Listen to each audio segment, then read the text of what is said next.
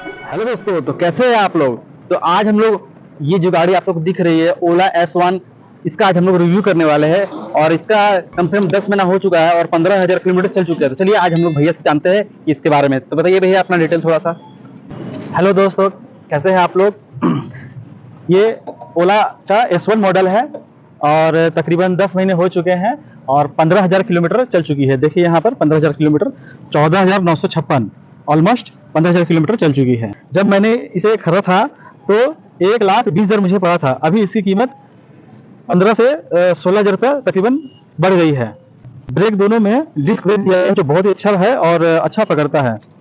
Suspension भी बहुत smooth है, अच्छा है, चलाने में बहुत मज़ा आता है। इसका पूरा डिजिटल मीटर दिया गया है, टच स्क्रीन दिया गया है, बहुत अच्छा है।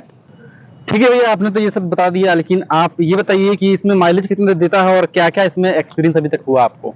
जी, माइलेज को लेकर के जैसा कंपनी ने कहा है ऑलमोस्ट सही है। नॉर्मल मोड में 100 किलोमीटर का बताया गया है, लेकिन ये अगर आप सिंगल चल रहे हैं और बहुत अच्छे से चल रहे हैं तो 90 या 85 से ज़्यादा आपको 90 तक दे देगा बहुत मुश्किल से। 100 तक लाने के लिए आपको बहुत ही मेहनत करना पड़ेगा।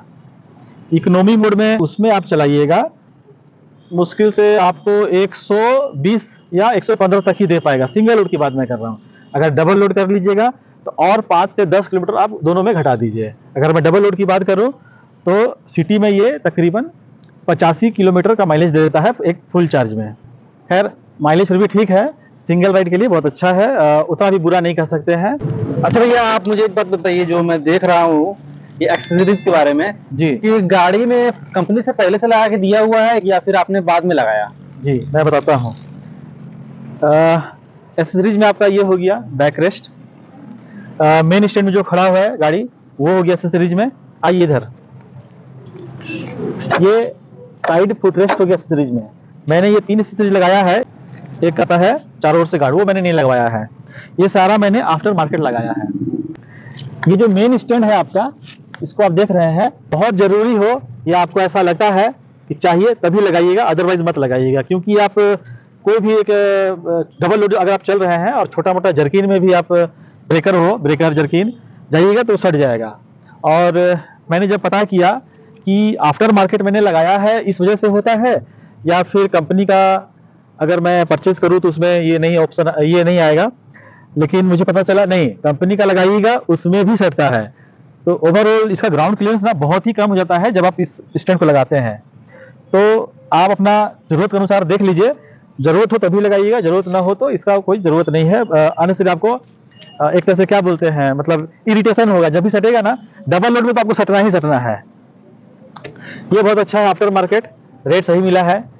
और ये जो फुटरेस्ट है, फुटरेस्ट भी काफ़ी अच्छा है, मजबूत है, काफ़ी दिनों से मैं यूज़ कर रहा हूँ, कोई दिक्कत नहीं है, ये भी ठीक है। कंपनी में इसका दाम काफ़ी ज़्यादा है, आफ्टर मार्केट बहुत कम मिलता है, तो मुझे नहीं लगता है कि, आइए मैं एक चीज़ दिखाता हूँ आपको। ये लगाने के बाद ये देखिए, ये थोड़ा सा निकला रहता है, जबकि पहले ये पूरा सटा हुआ था।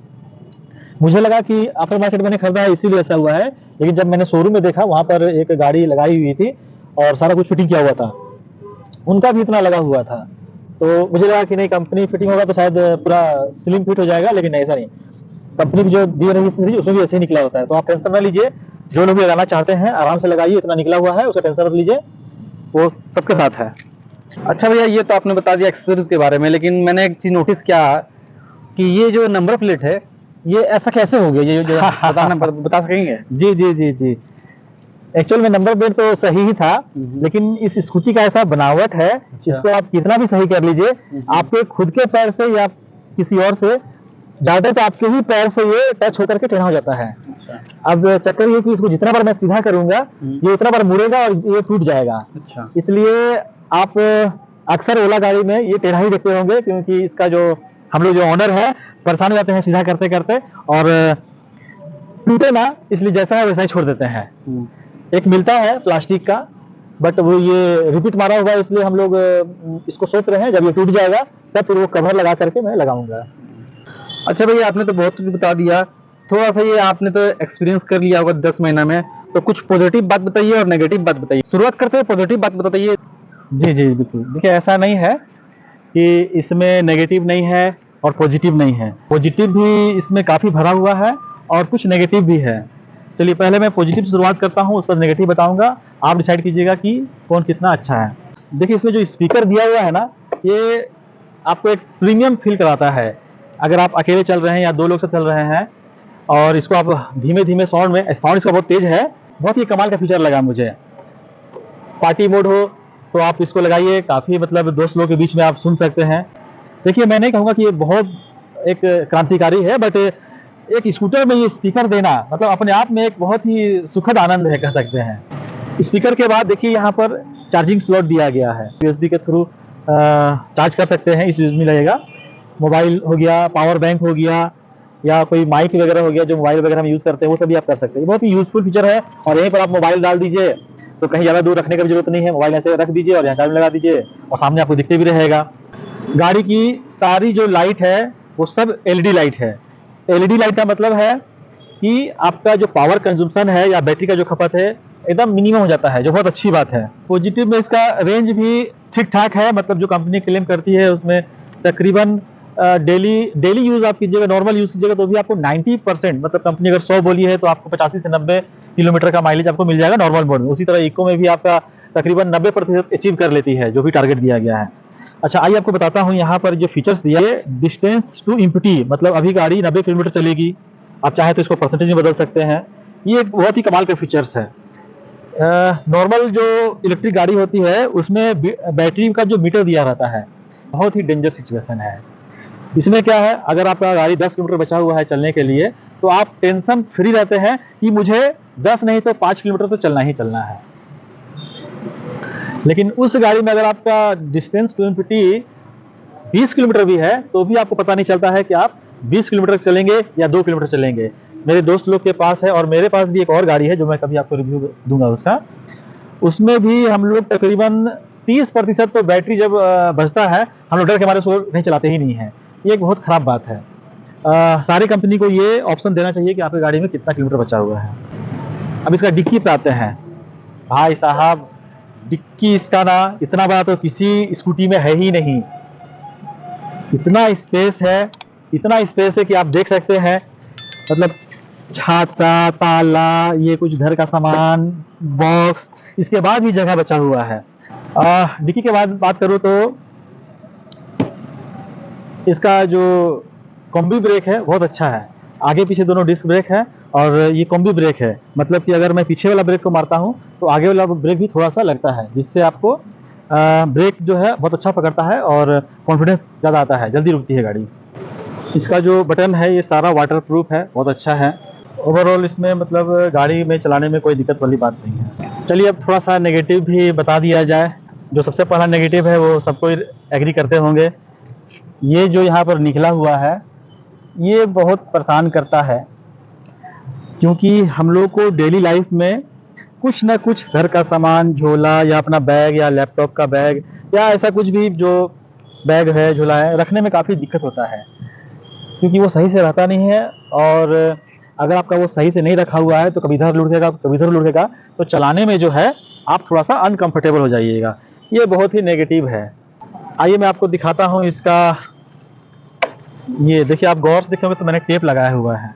जब स्कूटी कुछ हज़ार किलोमीटर चल जाती है, 3000, 4000, 5000 या उससे ऊपर, तो बहुत सारे लोगों का ये शिकायत मैंने देखा है शोरूम जा करके भी, और मैंने भी एक्सपीरियंस किया है, कुछ यूट्यूब में मैंने देखा है। ये लॉक और ये लॉक टूट जाता है, जिस वजह से ये खट खट खट खट खट खट आवाज़ करते रहता है और काफ़ी इरिटेट होता है।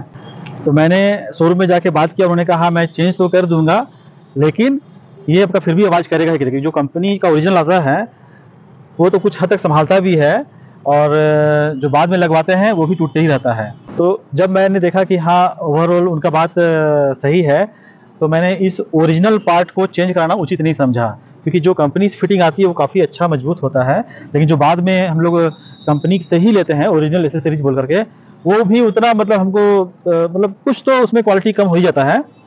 तो इसलिए मैंने इसको चेंज करना उचित नहीं समझा। इसलिए मैंने अपने से एक जुगाड़ लगा करके एक सेलो टेप साट दिया, जिससे ये अब आवाज़ एकदम बंद हो गई है। ये थोड़ा सा इसका मुझे नेगेटिव लगता है, ओला को इसमें ध्यान देना चाहिए। आइए पीछे, ये जो आप देख रहे हैं चार्जिंग कैप और इसके बाद ये रबड़, तो ये तो तारीफ करना पड़ेगा, रबड़ इन्होंने बहुत अच्छा दिया है। अभी नया वाला स्कूटी में तो ये रबड़ भी नहीं है, सिर्फ यहाँ पर एक हल्का सा फॉर्म है और ये पैक हो जाता है। प्रॉब्लम ये नहीं है, ये तो बहुत अच्छा बात है। प्रॉब्लम ये है, ये क्या होता है, गाड़ी चलते चलते जो है ना अपने आप खुल जाता है कभी कभी। चलिए मान लेते हैं अपने आप खुले भी ना, मान लीजिए किसी ने इसे खोल दिया और कुछ कर दिया तो आप कुछ कर भी नहीं सकते हैं। तो कंपनी चाहिए ना इसमें एक कुछ लॉक दे, जैसे अदर स्कूटी में रहता है, पेट्रोल वाली स्कूटी में, कि वहां से एक चाबी से या बटन से खोलते हैं लॉक को तभी ये खुलता है, वैसा कुछ देना चाहिए था। ये थोड़ा सा मुझे ठीक नहीं लगा। सिक्योरिटी पर्पज से भी ये ठीक नहीं है, क्योंकि यहाँ पर एक इलेक्ट्रिकल आइटम है, अगर थोड़ा सा भी कुछ छेड़ा हुआ तो बहुत भारी भारी नुकसान हो सकता है। तो कंपनी अब जो भी मैन्युफैक्चरिंग कर रही है इस बात को ध्यान में लाना ही चाहिए, बहुत ही ये इम्पोर्टेंट चीज़ है। इसके बाद अगर मैं कुछ नेगेटिव बोलूँ तो इसका जो ऐप है वो उतना अच्छा नहीं है। हालांकि अभी एंट्री लेवल हुई है मार्केट में इस तरह का ऐप के लिए, तो ठीक है, ओला ने बहुत अच्छा काम किया है, बट थोड़ा सा भी ग्लिच है इसमें जो काफ़ी थोड़ा सा परेशानी करती है। तो वो ऐप जो है इसका उतना अच्छा मतलब नहीं है। बाकी इसमें जो फंक्शन दिया गया है वो बहुत अच्छा फंक्शन है, और भविष्य में ऐसा ऐप है कि इसमें अगर ओला कंपनी चाहेगी तो कुछ ऐड भी कर सकती है और आपको और फीचर्स दे सकती है। अच्छा भैया, आप मुझे बताइए कि आपने मैक्सिमम कितना रेंज इस स्कूटी से निकाला है? वैसे तो जी। बहुत कोई बोलते हैं कि 120 150, लेकिन S1 में आप बताइए अपना एक्सपीरियंस के अनुसार। जी, S1 में इससे मैंने मैक्सिमम जो निकाला है सिंगल लोड में 90 किलोमीटर और डबल लोड में 85 किलोमीटर निकाला है नॉर्मल मोड में। इको मोड में मैंने निकाला है सिंगल लोड में 105 किलोमीटर और डबल में पूरा 100 किलोमीटर। अब आइए मैं इसका एक माइलेज के बारे में बताऊं।